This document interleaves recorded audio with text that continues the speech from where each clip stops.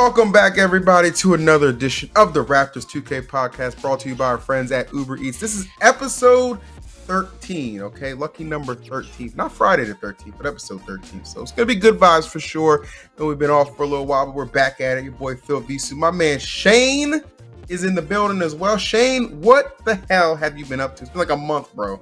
Yeah, I know. But even though it's been a little while since we did one of these, we're on 13 now. So we're starting to cook. Man, I've been up to a lot. I don't think we've spoken since TwitchCon. I saw on your story the next day that you were at the same party, the FaZe Clan MoonPay Travis Scott party. I was in there. Yep. And we didn't run into each other, which was disappointing. But no, that was cool. I haven't been back to TwitchCon since like my Luminosity days, I guess. And it was a very, very different ball game. You know, to humble brag, we've got Kai obviously in AMP, and felt like a bit of the belle of the ball. You know, it was like the red carpet getting rolled out everywhere. So it was a good event. But for me, more importantly, from like a business perspective, actually, I didn't even plan this, but we had our new apparel partner who's out in Cali. He was like, I'm going to bring you down some samples. And I figured like, you know, one of each product just to kind of feel it, look at the quality. And all of a sudden, like 6 boxes of stuff showed up. And so brought it up. We checked it out. Whatever. We went up to Kai's room. They were having a meeting. Rage and Bruce and some of the other big creators were in that same meeting. And I messaged the AMP group afterwards. I said, by the way, I laid out all the merch in Kai's room. If you guys want to go check it out. And that was the night of the party, the Travis Scott at FaZe Clan party. And I had no idea, but I guess everyone went up there, liked it, threw it on. You know, there was no coercion whatsoever, but everyone showed up to, we went to a dinner first with FaZe at Nobu, and everyone rolled in wearing AMP on their chest. And I was like, okay, this is good. This is big. Yeah. We're about to hit this major industry event party.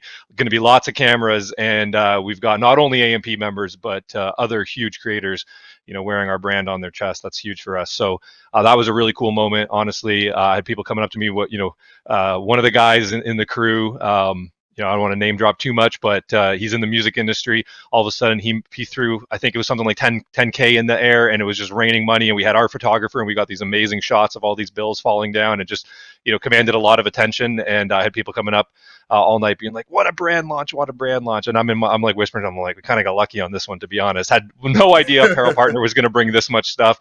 You know, had I asked all the guys to wear it to the club that night, they would have not, you know, intentionally. And so the fact that it all happened kind of organically like that was really awesome. But, you know, we like to talk a lot about the behind the scenes. I'd say, you know, probably after 2K, the thing we've talked about the most on this podcast is, you know, how to do things in the industry on the business side of things, right? How to get started in the industry, you know, how it all works. And so figured I'd share that story with you all because it was something that's happened since we met last. That was pretty cool for me, you know, even having done this as long as I have. What about you? You've also been on the road, man. It seems like you're flying around. Like COVID is officially over and the industry is active again, right? Yeah, it feels like it, right? I mean, obviously, you know, precautions where it needs be, but yeah, I've been on the move again, man. I mean, obviously, TwitchCon was a great event, and then after TwitchCon, it's funny. I went to Paris right after TwitchCon for an event that they had me out for Smash. It was awesome, amazing production. It's called the Odyssey. I can't shout them out enough. That was great. And then Ludwig threw a big Smash Invitational the following weekend. So I went out to Vegas for that, and that was crazy. You know, another great event. And I just got back from Miami. Was another event. So I have had, my whole October has been smothered with just travel, which has been enjoyable, obviously. But you know, I'm going to enjoy this next 2 weeks off or so that I get to just kind of chill and relax, and obviously, you know, get back to some content that I enjoy doing, like our podcast right here, and obviously too. You know, I've been away, Shane. I haven't had a chance to be putting in my orders for food. I got it queued up right now, bro. Poke Tiki, my favorite poke place around here. I'm ordering the unagi bowl, which is eel, for those of you who are not educated.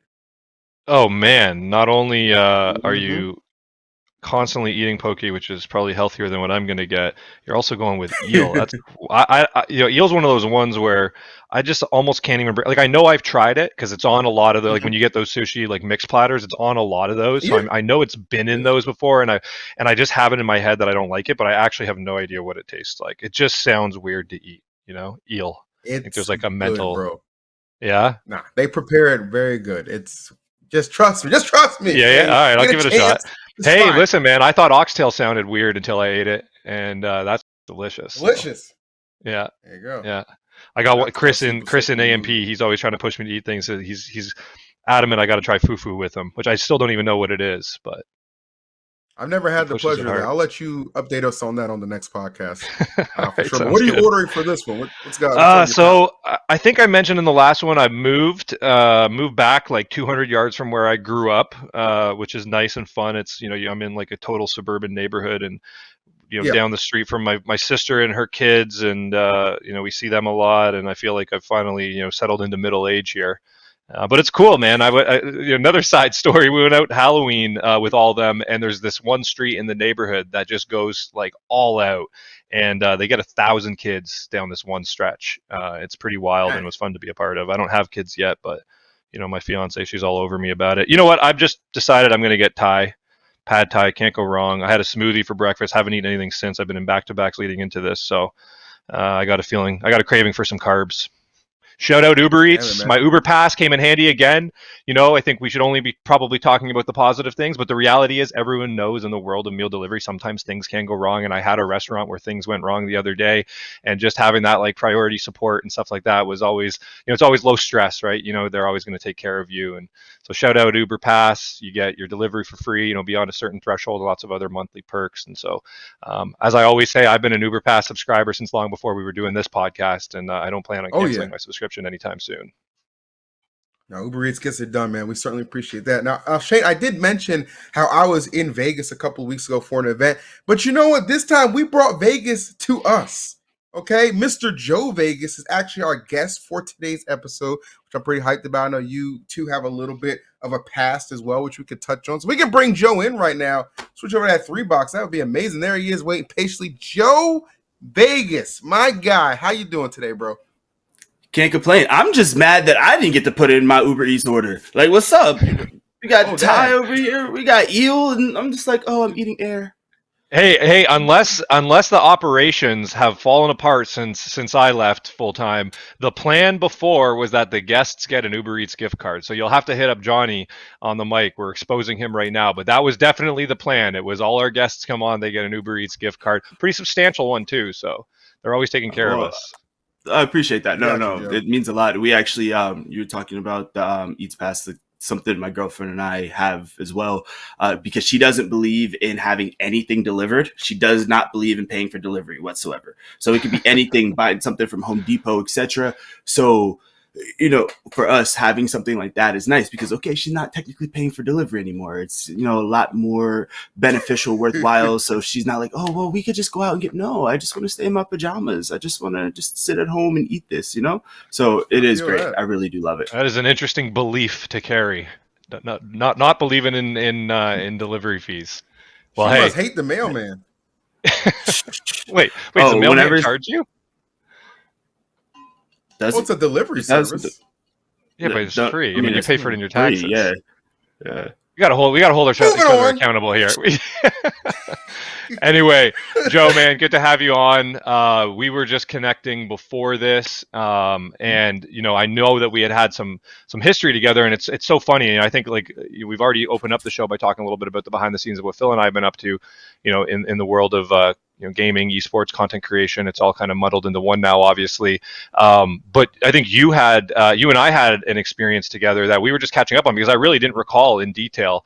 But I think it's something that probably a lot of people might like to hear and could potentially relate to because we know there's a lot of people out there. And again, one of the topics we touch on a lot in this podcast is how to get a foot in the door, in esports and gaming. The 2K League, one of the coolest things about it is the opportunities that it's created for people who weren't necessarily like esports endemic, but who were specific to 2K and are now finding opportunities in the NBA and in supporting companies and services and stuff like that. And so let's tell that story. So for years, as everyone who's been paying attention, for the last few years knows, I was running the team operations and helping draft the players and all that. And I, didn't know 2K. I came from an esports background, and so I would always hire these off-season analysts to help. And I'll let you share it from your perspective. But what I will tee up is this was my second year using draft analysts, and I kind of learned like you've got to create some structure to the what you're going to get back from your analysts, because if you leave everybody up to their own devices, the information that comes back might not be totally usable. And so, anyway, I told you I probably set some pretty high standards for what I was expecting back, and it sounds like you got in your head a little bit about it. But I think the moral of the story that we're going to land on here is, not to let one missed opportunity or one mistake kind of weigh you down. Just keep your head down, keep working. I've said it a couple times in the past, but like the most common insight I've picked up on from other people who have started businesses, had success, et cetera, who I've followed, is how important perseverance is, right? So I'll turn it over to you, but to set the stage, I hired a small army of analysts. You were among them. You were looking for a foot in the door. You'd been kind of making some noise about having career aspirations in and around the league on Twitter. And why don't you take it from there, and then I can chime in, whenever it makes sense to. Of course, this was probably, I would have to say, my first year in the league. So it was going into my first pre-draft, going through just being an analyst. I was a part of the community, but I really started getting more into the 2K league scene that, year. So while I'm getting used to the prospects and, getting more involved overall, Shane winds up reaching out to me like, hey, I heard you were someone who is very knowledgeable of the community. I would love to bring you on as an analyst. And for me, this is my first big shot. This is the first time I've ever had true interaction, more than just a little mini interview that I've used for a podcast with a 2K League, coach, GM organization. So for me, I'm like, wow, this is a big moment. This is a big moment. Of course, going through, hey, you want to go over these prospects, you want a list, organize them, break it down. And for me, of course, it's what I'm good at. I love breaking down film. I love just describing describing prospects, making sure, of course, anything with down to the nitty gritty of personality details, social media, etc. So I wound up, just like how I do with everything, going crazy, going full face forward into it. And as I get closer to the end, I'm like, this is not good enough. This is not what a pro needs. This is not what a pro league team. This is, what am I doing? What am I doing here? I don't belong. And it's just the shred of doubt just slowly started to encompass me, especially at this moment that I've wanted for so long, to the point where I didn't even turn it in. It was bad. And I was speaking to Shane about this a little bit earlier.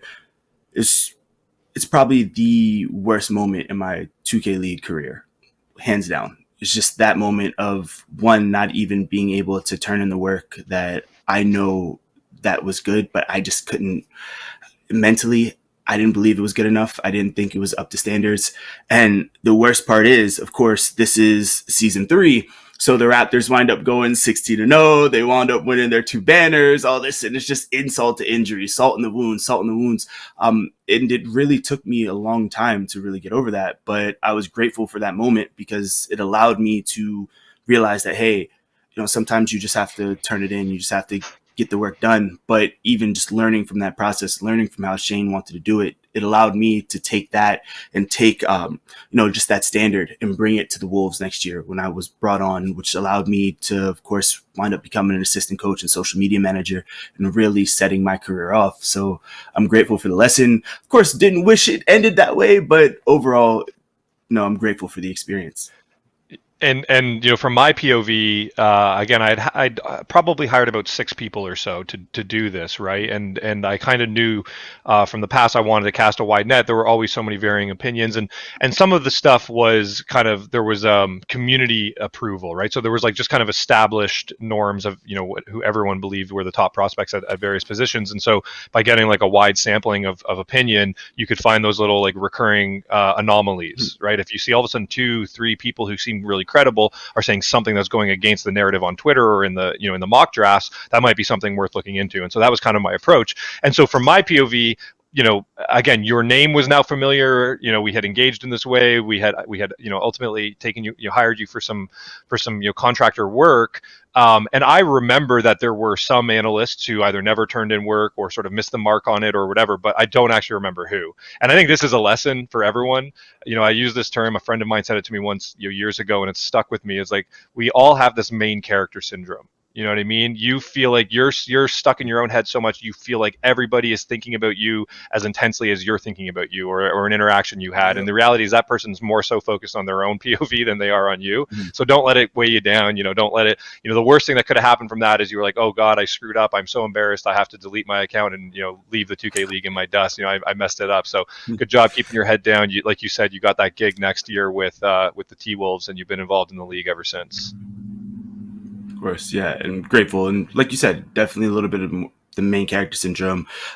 More so, just like you said, getting in your own head, especially nowadays when it comes to just mental health. And this is right before the pandemic. This is not even as the pandemic is going on. So, just dealing with all of that, it's something I had to come to grips with personally. But I definitely use that as a lesson to work harder with everything I do. And I know that feeling I felt in that moment is something I never want to experience ever again in this league. And I've experienced losing now. I've experienced losing on stage. I've experienced getting swept.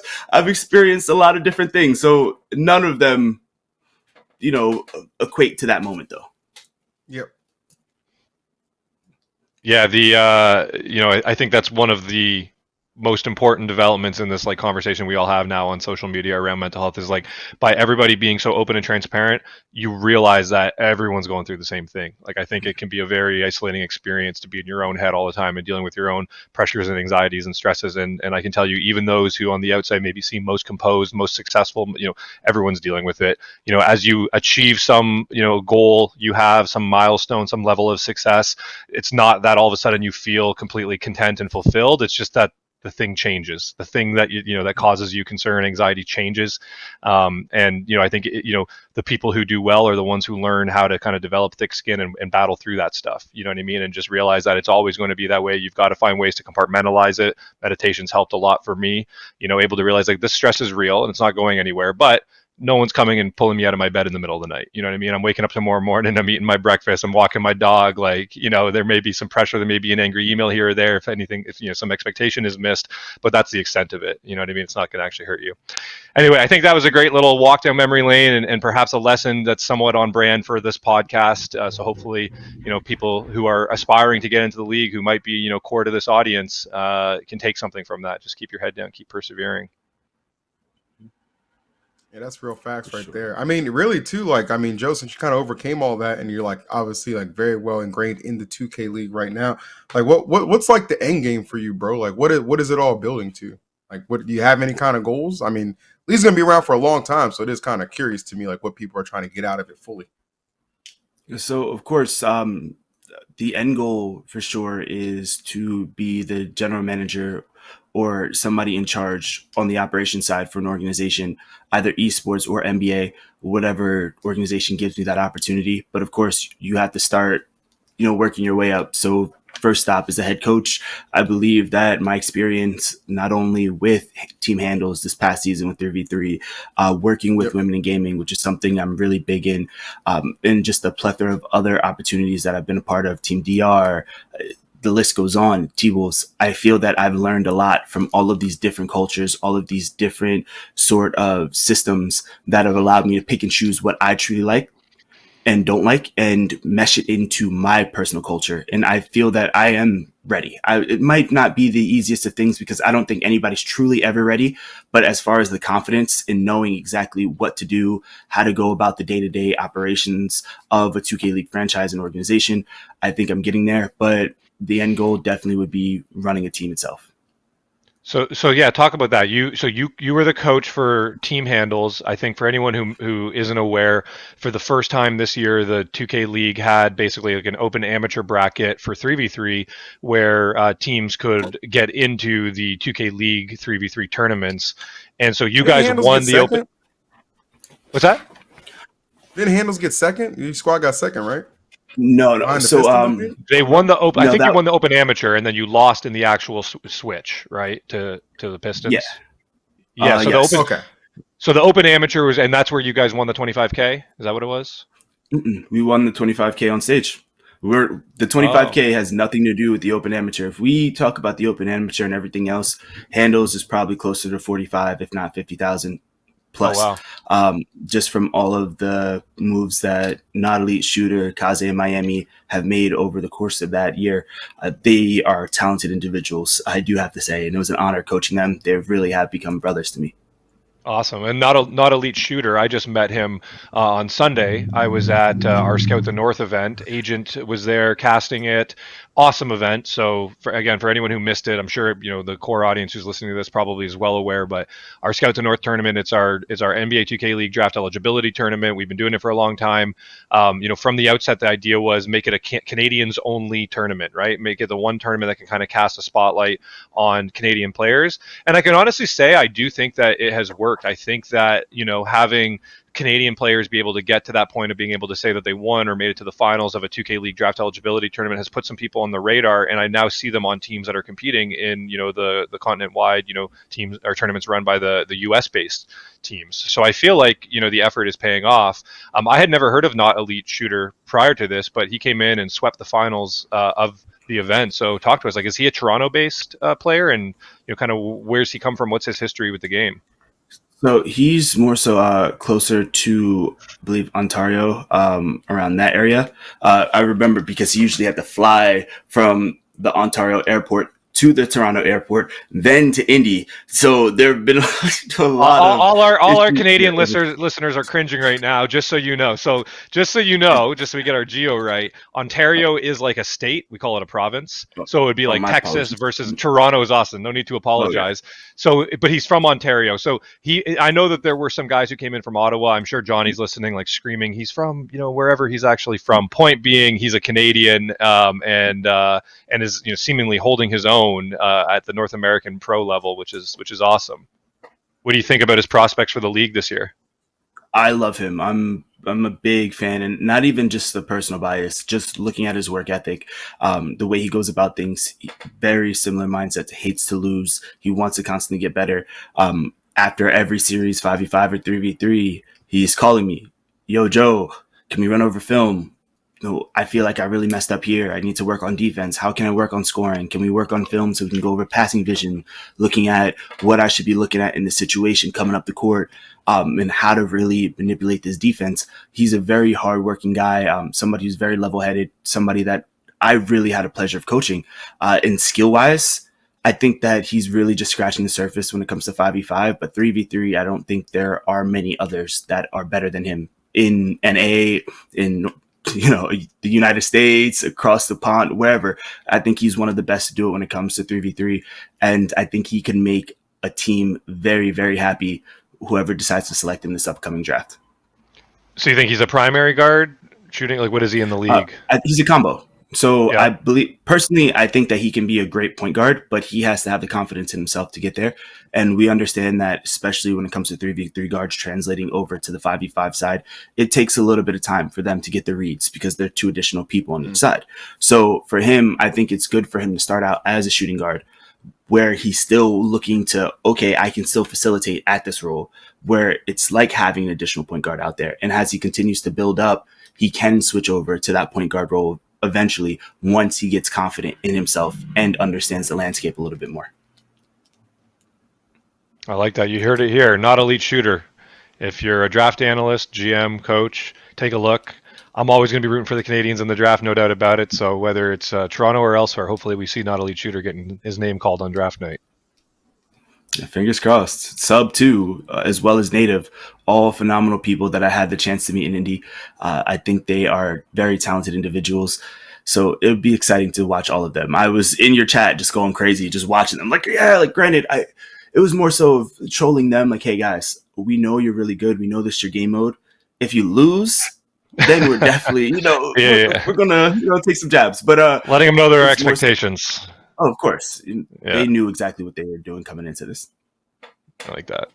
I think that's all. I mean, stuff like that is just kind of helps even build more so to the excitement that will be season 6. I know that's coming up, and I've been keeping up on Twitter and stuff like that. I saw a couple retentions, some some announcements with new coaches, some surprise retiring and stuff like that. Like, what to you, Joe, has kind of stood out for the offseason that's kind of taken you aback the most? I think for me, it's definitely Dave Fry retiring, I mean, I get it. You get to go back to Texas and coach, right? Like that's a really good situation. You accomplished damn near everything in the league. So I don't know. There's been a lot of stuff popping off, man. What's really stood out to you? No, you kind of hit the nail on the head with that one. Dave Fry retiring, and then a day later being announced as the Mavs gaming new head coach is nuts. That is just, I'm trying to find the equivalent of something in sports, and it's very difficult to do such a thing. Yep. When you have your best player ever in the 2K League retiring in his prime to go coach, and now he has to take that step back. He's not the one holding the sticks anymore. He's not the one playing center. He has to coach up a whole new center. So imagine being that new center that gets drafted to Mavs Gaming, or if it's Jerry who's still going to be there. That's a lot of pressure. And for Dave Fry, granted, he comes from the baseball background. He comes from a little bit more of a coaching background. He of course, knows 2K better than anybody in this world. It's going to be fun watching him learn how to take that step back and how to motivate and get the most out of his players where he can't just step in and do it for them. Because we saw time and time again last year with the Wizards where he stepped up to play point guard in 3v3. He made tremendous amount of plays in 5v5 where they wound up moving more of their sets to punch sets, where he would actually be the facilitator going into them and allowing B-Rich and Cap to move a little bit more off ball to move the defense a little bit more. So it's going to be very exciting to see how he looks to motivate their players, and as well as the Wizards, what do they do next? Because it's really the end of an era. Yeah, and that's a good point. I mean, you mentioned how surprising it is to hear him retire, and then the next day announced as Mavs GM.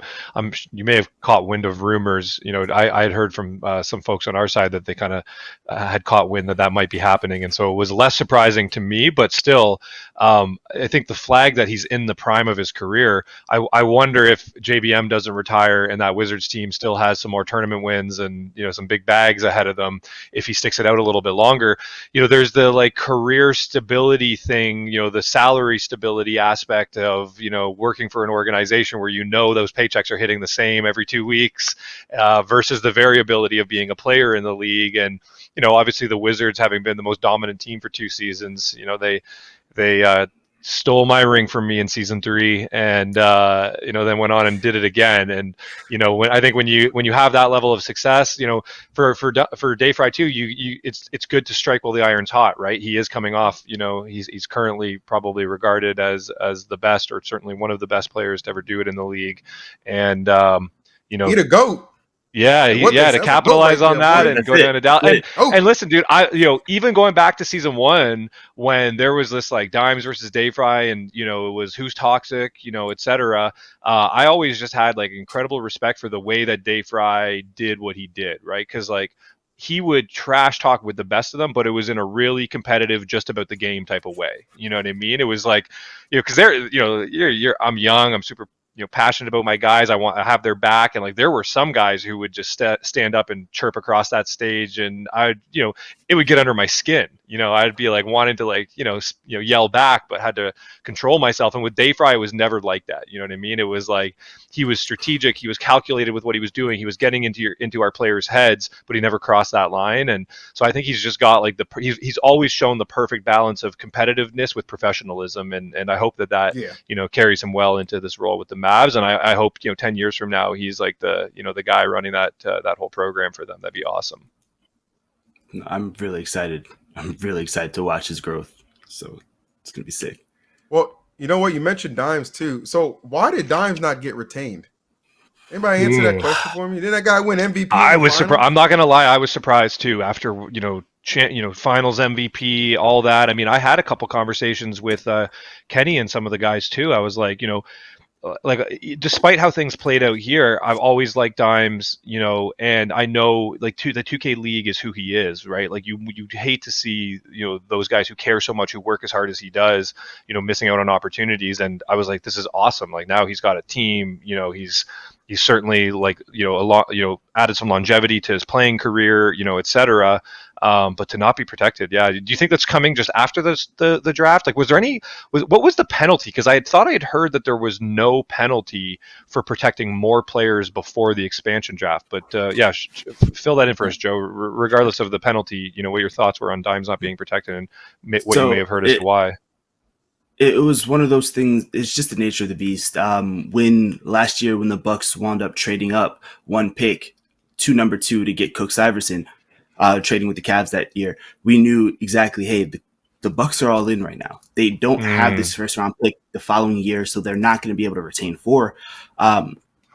And for them going into this now winning, they had to go 2-2, where of course they had to protect 2 people ahead of expansion, and then most likely there is a player from that team being picked in expansion. So of course they're hoping that one player gets picked, they're able to bring back potentially the other 2, and they're just looking to fill one piece and continue to go on from that championship run.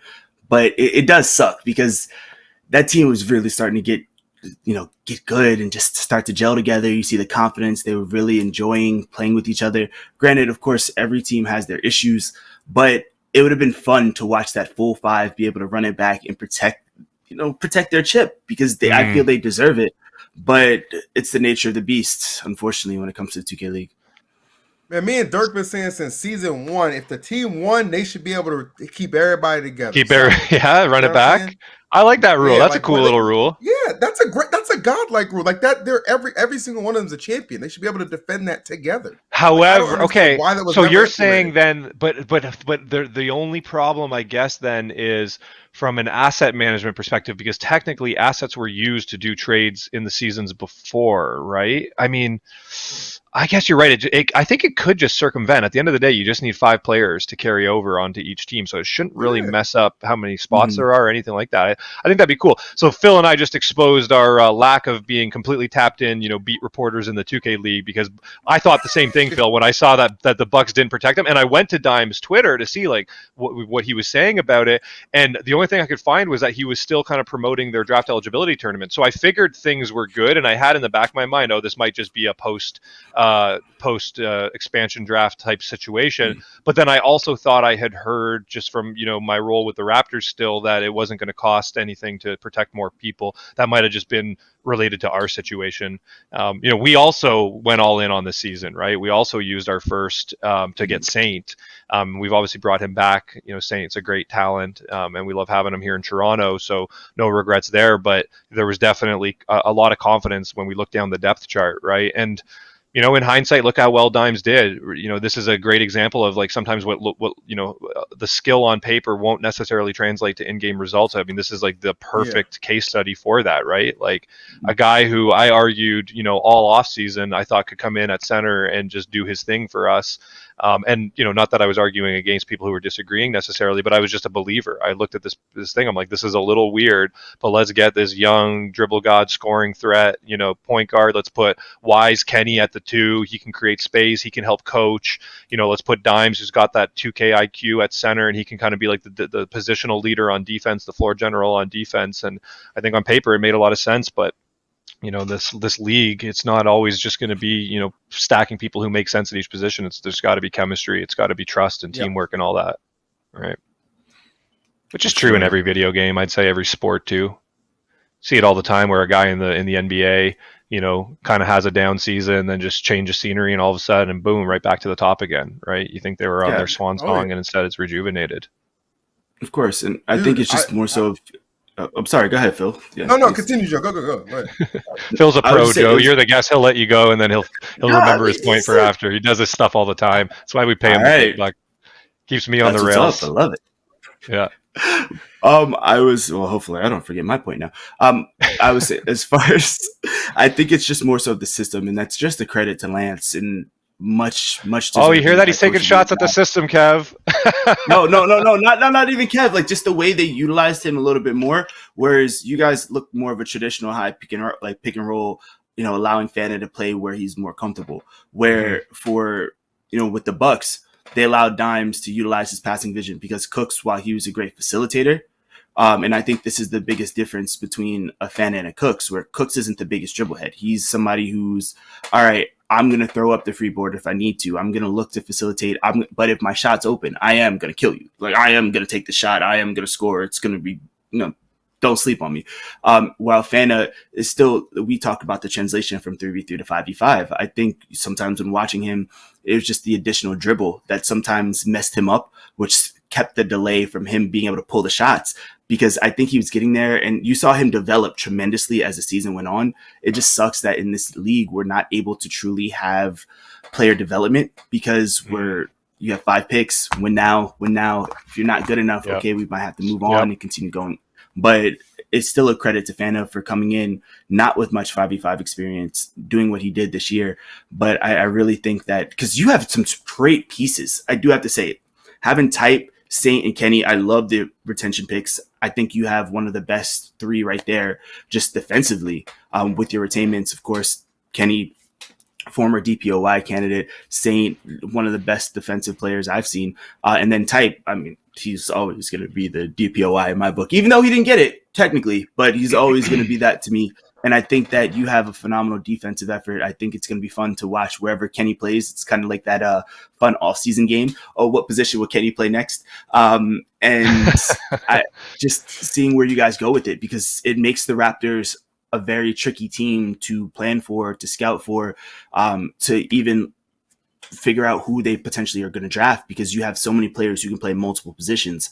And that's something I really love about Raptors GC 2K and 2K basketball. Yeah, well, it's too bad we can't wave a magic wand and have this core and also have the first that we would have, what I think is 7th overall, because that would be pretty interesting. But again, no regrets, because that first is what brought Saint over here, and I think he's a great player, and I think you kind of nailed it as well.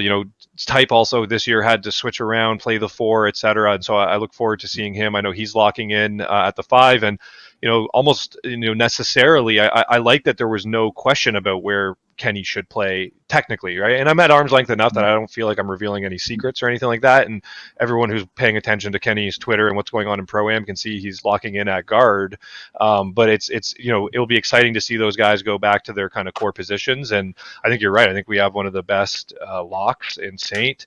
And no team is perfect. There's always going to be, different types of personalities and, whatnot. But we've got 3 guys who are happy to be here, who are mature, who are competitive, who I have seen. I mean, Kenny's developed, don't get me wrong, but he came into the league like wise beyond his years. He's been like the wily old vet since, season 1. But the way that Type's developed, that story's been well chronicled on this podcast. Like, he is just like, a professional's professional now. And same thing with Saint, like bought in, locked in, competitive. Yeah, he shows his passion, his frustration from time to time, but man, what a frustrating season our season we just had was. I feel like everyone just got good at dealing with frustrations, dealing with disappointment, loss, etc. And with just, a little more success, I would love to see how that might snowball based on, I think, how stable these guys are.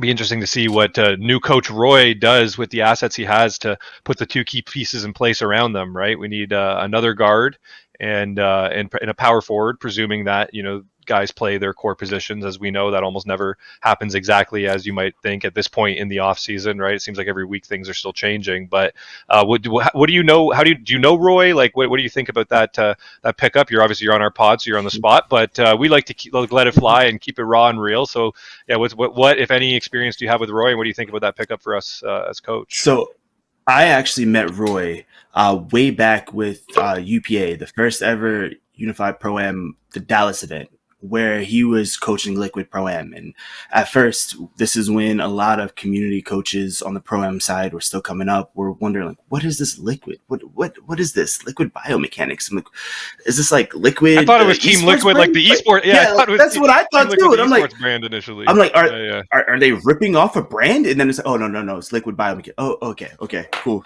I get it. But just watching how they came in and they prepared for that event, looking at Roy, where while the game's going on, having his laptop and going through, looking at the analytics, just watching the numbers, him crunching inputting some information live and drawing up whatever to be like, hey, Spam, you need to do X, Y, Z. And for me, I love that, to see a coach and somebody using analytics, because of course in this we'll be real. In this community, a lot of people aren't the biggest fan of analytics. They're always like, oh, well, numbers don't tell anything. It's the eye test. But at the end of the day, it's a video game. And it's a video game about basketball. If analytics are successful in the actual NBA, wouldn't analytics be successful in a video game that's derived from the NBA or derived from the sport? So most people don't look at it that way, but this is where I think Roy's true value lies. I think that he, of all people, is really going to be able to help get the best out of someone like a Kenny, get the best out of a Saint, get the best out of a Type. Saint, one of the best offensive locks out there. I'm really excited watching Roy with the Liquid team, watching Roy with the Mavs, and looking at how he went about his playbook and getting his power forwards and locks a little bit more involved, the shots.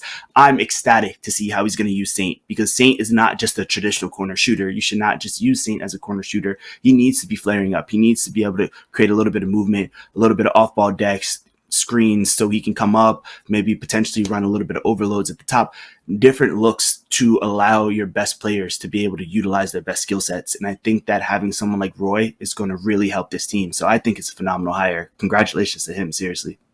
Yeah. Congrats to him. He's made a great impression on all of us. Since he got here. I'll share a story because we always let it fly here. It's a war story. So we were trying to work out the trade early on in the season with the Mavs. And we hopped on and we were talking stats. Roy introduced himself right out of the gate as being, really focused statistician, and that was sort of what did I struggle with that word? That was what he was kind of brought into the Mavs for. And listen, we've been telling the stat story over here at Raptors Uprising since the beginning. We've been partnered with IBM. They've been helping us with draft prep. We've had some really successful drafts, and we've discovered some things. I think famously we told the story about how when Jerry wanted us to draft his brother and nobody was talking about his brother, we were able to compare combine data against everybody else playing at that position and see that this guy was performing above the average, right? And we were talking about our last overall pick. It was our sixth man at that point. And so we didn't necessarily need to see that he was, top 3 at his position, but we wanted to know that statistically he was at least competing above the average of the draft pool. And he was, right, by quite a bit. So we used that to give us confidence to make that pick. And when what happened with Juan happened and we lost our starting power forward, we subbed him in and we went undefeated and, won 2 tournaments and lost in the finals to the Wizards. So he certainly delivered and held his own. So point being, we've been focused on and telling the story about stats for a long time. And for all the reasons you articulated, I 100% believe that, with a video game where it's all ones and zeros, you should be able to generate insights. The challenge, and this is what I argued with Roy in our trade talk conversation with the 2K League, is the variance in the game year over year. And so I think where the stats for 2K League players become really interesting is when you see consistency game over game over game. I think what it shows is like adaptability, general, like overall ability to play the game regardless of what the specific nuances are, in contrast to some players who we've seen get really, really hot in one particular season of Pro-Am and then not deliver in the league because it was like some exploit that was being used in Pro-Am that really, was their special move that was nerfed with the archetypes that were in the league, right? So there's a challenge in using analytics when the game changes as much as it does year over year. But undoubtedly there are insights to be generated. You just got to think through all of those variables and try to make sense of it all. So shout out Roy, keep focused on it. I'm sure it'll lead to some good things. Yeah, that's why I host and commentate and stuff. I'm not equipped to handle all the analytics and stuff. I respect to all you guys who do that stuff because clearly you do it well to the best of your ability. So much, obviously going into season number 6 is gonna be crazy. Joe, for you though, what would be like your number one overall prediction? You know what I mean? Like whether it's like what new head coach might make the biggest impact, what team might surprise and finally push through or win. Like, what is your number one prediction? Do you see maybe taking place in season 6? Number one prediction. First and foremost, I think that we're going to have the most sort of variance and nuance when it comes to teams this year, when it comes to just their offenses, especially if you go back to season 1 and just seeing how basic things were compared to now. I think you're going to start to see teams actually starting to utilize all 5 players on their court. I think we could potentially see a little bit of 5-out meta, depending on if the popper is actually going to be good this year, which is going to allow a lot of different looks. But more so, I think the East is actually going to be the powerhouse this year. I know we always talk about, especially the past 2 years, how the West is the powerhouse. The West has always been the conference. The East is kind of there. but it's really picked up in the last year with 630 being traded, now Radiant being traded over there as well, and then of course with the losses on the West side, some top players, it's looking like the East is, you guys are definitely going to be in for a battle, but even then, being more battle tested against some of these top teams is going to allow you to have that better success going forward and more credibility. So people aren't going to be like, oh, well, it's the East, they're weak. No, not this year. I think the East is actually going to be the powerhouse. So if the Raptors at the top, that's a good thing. Yeah. And same vein, who's the number one overall pick in the draft? You're trying to get free coaching out here, Shane. Trying to get free scouting. I feel like come on, everyone knows who's number one. By draft night, everyone knows. But it's early enough that I think your prediction might be interesting. So who do you think? So I personally, the number one talent is Greens. But with the Hawks getting that pick, most likely they don't need a guard, a point guard at least. So it is going to be Glizzy. I wouldn't count out them potentially trading back though, because you can still, especially with someone like the Grizz or the Blazers right there, 3 and 4, potentially can look to, they want to come up to get Greens, where it'll allow Glizzy to still fall into your lap at 3, potentially 4. So it is an option that they can look at. It really just depends on what the Hawks want to do. But as far as the best fit for that team, it's definitely Glizzy. I think he's really arguably the number 2 prospect in this class. But yeah, we'll see, I guess. Nice. All right. Well, we'll see if that holds true, and it'll be interesting to see what the Hawks do with that, because as you said, they don't necessarily need to be the team first up to pick the top guard in the draft. And I don't know if you guys heard that come through my mic, but the doorbell just rang. So for those who pay attention every week, you know what that means. My UberEats just arrived, and it's the end of the pod. Phil and I got to go eat. Phil's probably going to be waiting another 10 minutes because I'm back on top again. And at my new house here, the food teleports up to my room. So shout out to UberEats for taking care of us today and sponsoring the pod so we can have these conversations. I let Phil usually do the proper sign up, but Joe, it was great to reconnect with you.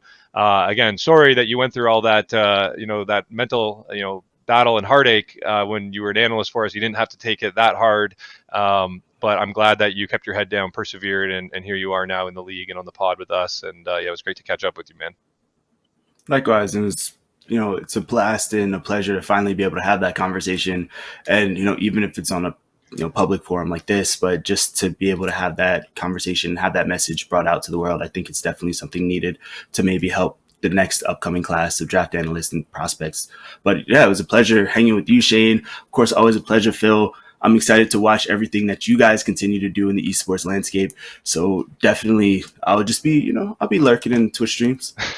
That's good to see. Nah, for sure, man. We appreciate you taking the time to come through, and season 6. I'm really looking forward to that. I mean, when I went to the All-Star game, I told TJ, man, I was like, look, we could talk, man. We could talk something, you know what I'm saying? So I never ruled myself out stepping back into that sphere of work, because I do absolutely love the league and everybody a part of it. It's a wonderful thing. And of course, love the podcast as well. It's been another awesome edition of the Raptors 2K podcast brought to you by UberEats. Again, thank you to Shane for taking some time. Our awesome guest, Joe, who we will get that UberEats gift card to. Don't worry about that, Joe. I do promise you. For everybody watching, make sure you comment your favorite moment, like and subscribe. We'll certainly catch you on the next one. Take care. And shout out not elite shooter from Ottawa. Johnny confirmed in the background while we were filming that one. So Ottawa, we got to give Ottawa the props. Breeding some of the up and coming 2K talent. Love it. Canadians in the league. We'll be rooting for them. Joe, good to see you. Phil, as always, take care, everyone.